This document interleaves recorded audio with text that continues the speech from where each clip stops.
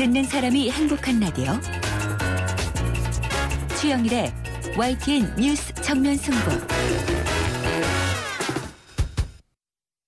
뉴스 정면 승부 4부 시작합니다. 4부에는 스포츠 소식이 준비되어 있고요. 문화코드 94.5 시간에는 왜 연예계에서 약물과 마약 스캔들이 끊이지 않는지 알아보겠습니다. 계속해서 여러분 의견은 문자 샵 0945로 보내주시면 되고요. 짧은 문자 50원, 긴 문자 100원에 정보 이용료가 있습니다. 오늘 하루 동안 스포츠계에는 어떤 일들이 있었을까요? 스포츠 정면 승부 중앙일보 박린 기자와 함께합니다. 안녕하세요. 네, 안녕하세요. 네, 이 국내 프로축구에서 대박이 아빠 이동국 선수가 최우수 선수에 올랐다고요? 네, 그 전북 공격수 이동국이 오늘 K리그 시상식에서 기자단 투표 109표 중에서 52표를 받아서 그 48표의 수원의 염기훈을 단 4표 차로 따돌리고 MVP를 수상했는데요. 네. 그 시즌 13골을 터뜨리면서 그 전북의 2연패를 이끈 이동국이 2009년과 2011년 지난해에 이어서 그 생애 4번째 MVP를 받았습니다. 네. 그 이동국은 최근 TV 예능 프로그램에서 그 오남매와 함께 출연 중이고요. 그 아들 시안이 태명인 대박이에 빗대서 그 대박이 아빠라 불리면서 큰 사랑을 받고 있는데요. 그렇죠. 그 이동국은 그 집에서 아이들이 보고 있을 텐데 항상 슈퍼맨이 돼서 그 아이들을 든든히 지켜주겠다고 소감을 밝혔습니다. 아하. 그 주누스팀 수원의 염기훈은 그 4표 차로 아깝게 밀렸습니다. 그렇군요. 자, 신인 간 것 같은데요. 네, 올해는 좀 조용합니다. 네, 하지만 네. 이 에이미, 네. 이센스, 김성민까지 네. 대중들의 눈살을 이제 찌푸리게 만들었는데요. 네, 네. 이 약물이나 마약 스캔들 대중문화계에서 끊이지 않네요. 그렇습니다. 에이미는 결국 강제 출국당하는 상황에 처하게 됐죠. 그랬죠. 지난 2012년 11월 프로포폴 투약 혐의로 징역 8개월에 집행유예 네. 2년을 선고받았었는데 지난해 9월에도 졸피뎀 투약 혐의로 벌금형을 받았습니다. 네. 결국 뭐 서울 출입국관리사무소 측에서 에이미의 출국 명령 처분을 내렸고요. 네. 래퍼 이센스는 이 대마초 흡연 혐의로 징역 1년 6개월을 선고받게 됐습니다. 김성민 씨는 뭐 아시겠지만 남자의 자격으로 한참 잘 나갈 때 필로폰 투약으로 집행유예 선고를 받았었는데 그러게요. 최근 집행유예 기간이 끝나지도 않은 상황에서 또 같은 사건을 저질러서 체포가 됐습니다. 그러니까 연예인과 마약 사건. 옛날에도 그랬지만 지금도 여전히 많이 벌어지는 일인 것 같습니다. 네, 이게 말씀하신 대로요. 이 대마초 같은 경우에 네. 참 이 역사가 오래된 사건인 거죠? 예, 70년대 대마초 파동, 75년에 일어난 거죠. 이게 굉장히 가장 유명한 사건이라고 할 수 있는데요. 네. 긴급조치 9호가 발표되면서 연예인들이 아주 줄줄이 잡혀 들어갔습니다. 뭐 당시 연예인들 중에 유명하신 분들은 대부분 많이 여기 들어가 있는 부분들이 네. 있더라고요. 그러니까 마치 퇴폐 향락의 대명사처럼 연예인들이 좀 매도되기도 했었고요. 네. 요를 쇄신하기 위해서 만들어졌던 게 뭐 대학가요제 같은 거였습니다. 당시에. 예, 물론 그 후에도 대마초 사건은 연예인들에게 계속 벌어졌던 일입니다.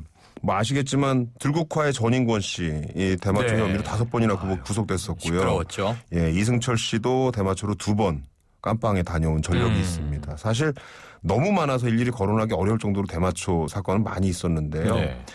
이젠 좀 너무 많이 나와서 이제 흔한 어떤 연예계 뉴스가 된 것 같아요. 그래서 한때는 대마초로 구속됐던 연예인들이 방송에 나와서 그 경험을 예능으로 이제 풀어내는 정도로 요즘에 많습니다. 종종 듣습니다. 맞습니다. 자, 그렇다면요. 근본적으로 네. 왜 연예인들, 방송인들은 네네. 이렇게 약물에 손을 대는 걸까요? 스트레스가 가장 클 거라고 생각이 되는데 네. 스트레스도 크지만 이걸 딱히 풀어낼 수 있는 방법이 그리 많지 않다는 게 더 큰 스트레스가 아닐까 하는 생각이 듭니다. 네. 그 연예인들이 사실 거리에 함부로 이렇게 나오기도 좀 어렵고 네, 맞아요. 또 어디 가는 것도 굉장히 쉽지가 않습니다. 그래서 대부분 스트레스를 어디서 푸냐면 폐쇄적인 공간에서 풀다 보니 이 결국은 뭐 술이겠죠. 술로 많이 풀고 그러는데 그러다가 이제 거기서 좀 더 나가면 아하. 이제 마약 같은 이런 유혹에 넘어가게 되는 이런 상황들이 생깁니다. 네. 이 스트레스는 생각보다 심한 게 우리 같은 이제 서민들은 사실 뭐 좀 툭 터놓고 얘기하기도 하고 그 다음에 또 뭐 술 한잔 먹고 이게 풀기도 하고. 그렇죠.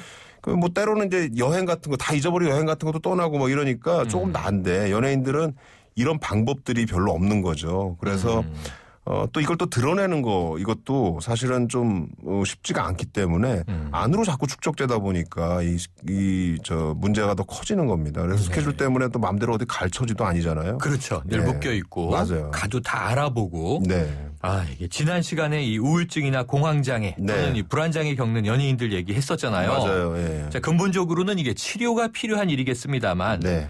그 또한 노출될까봐 또 꺼리는 경우가 되겠죠. 네네. 하지만 일시적으로 불안감이나 초조감을 해소하기 위해서 보다는 네. 이게 그렇게 이해하기에는 너무나 극단적인 선택 아닌가 싶어서요. 맞습니다. 이 공황장애, 불안장애, 우울증 이게 지금 연예인들한테 가장 흔한 병이 좀 되고 있거든요. 그러게요. 이게 정신적이고 또 감정 노동 이런 것들이 강도가 굉장히 심하기 때문에 이제 아까 말씀드린 것처럼 풀어낼 수 있는 방법도 없는 데다가 네. 말씀하신 대로 대중들의 시선을 받는 직업이다 보니 외부에 또 그 사실을 노출한다는 게 굉장히 여러모로 부담이 되는 거죠. 맞아요. 게다가 우리나라는 아직도 정신과에 대한 편견 같은 게 남아 있어서요.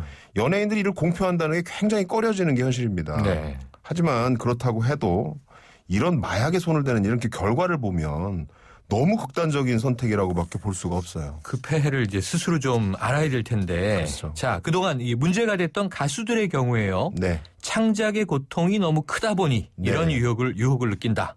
이런 이야기도 종종 하잖아요. 아마 그런 면이 좀 있을 겁니다. 그러니까 뭔가를 계속 새롭게 만들어내고 그것도 평가받아야 되는 처지잖아요. 네. 그러다 보니까 스트레스가 굉장히 심할 수밖에 없는데 이 과거 히피 시대에는 대마초 같은 마약이 때로는 예술 창작의 기폭제로도 막 활용되기도 했었어요. 그랬다고 하더군요. 우리나라의 그 75년 이 대마초 파동 벌어지기 전만 해도요. 우리나라 연예계도 좀 비슷한 어떤 분위기였다고 합니다. 그게 불법인지 아닌지도 잘 몰랐다고 네, 하거든요. 네. 하지만 그렇다고 해도 이게 마약에 기댄다는 건 아티스트 스스로 약간 자존감을 없애는 일이라고도 볼 수 있고요. 네. 전인권 씨가 대표적인 사례일 수 있는데 무려 5번이나 대마초로 구속이 됐었는데 그 이후에 사실은 음악 활동을 많이 못했어요. 네. 그러다가 이제 최근에는 술도 끊고 아하. 이제 이 모든 걸 이제 새롭게 이제 몸을 만들어 가지고 다시 돌아오셨는데 네. 예전보다 훨씬 더 노래가 깊어졌다는 평가를 받고 있습니다. 그렇군요. 그리고 또 하나는 이게 뭐 놀러나 자유로운 여행은 못 가지만 네. 연예인들의 경우에는 일 때문에 네네. 외국에 나갈 기회가 많잖아요. 그렇죠. 그러다 보니 일반인보다 이 마약 접할 기회가 상대적으로 쉽다고 하는 거죠. 예, 아무래도 외국은 합법인 곳도 있거든요. 네네. 그러니까 이를테면 뭐 네덜란드 암스테르담 같은 곳이 그런 데죠. 뭐 카페에서도 판다는 얘기가 예, 하는데. 맞습니다. 네. 그런 데가 메뉴판이 있답니다. 아하. 그런 데서 한두 번 접하다 보면 어느새 빠져버리는 경우도 아주 쉽게 생기는데요. 네. 하지만 외국에서 이런 경우보다 더 위험한 건 일상으로 돌아왔을 때 마약에 빠지는 경우입니다. 이건 네. 굉장히 중독의 위험이 더 클 수밖에 없거든요. 예. 자, 이 예전에는 시간이 지나면 자연스럽게 복귀하는 경우들이 많았잖아요. 네. 그런데 이제 우리 대중들이 이런 문제는 많이 엄격해졌죠? 그렇습니다. 그런데 이건 아마 마약뿐만이 아니라 최근 들어서 대중들이 연예인에게 어떤 윤리적이고 도덕적인 잣대를 더 많이 요구하는 이런 경향 중에 하나인 것 같습니다. 네. 음주운전이라든가 뭐 사생활 논란이랑 뭐 이런 식으로 대중들은 단지 이미지만이 아닌 연예인이 진짜 모습이나 태도가 굉장히 올바라야 된다 이렇게 생각하고 또 그걸 네. 요구하고 있거든요. 그러니까 이제 마약은 이 기준에서 보면 엄청나게 큰 사건이 아닐 수 없습니다. 그렇죠. 특히 에이미 씨 같은 경우에는 여기에 외국인 국적이라는 측면이 덧붙여지면서 더 강한 반발을 만들어냈던 것 같습니다. 맞습니다. 보면 뭐 개그맨, 탤런트 다 청소년들에게 큰 영향을 준다. 그렇죠. 이런 이야기를 우리가 많이 하니까 네. 어쨌든 자기 관리 잘해서 나쁠 것 없죠. 그럼요. 다 네. 본인을 위해서 좋은 겁니다. 맞습니다. 오늘 말씀 감사합니다. 감사합니다. 지금까지 문화코드 94.5 정덕현 문화평론가였습니다.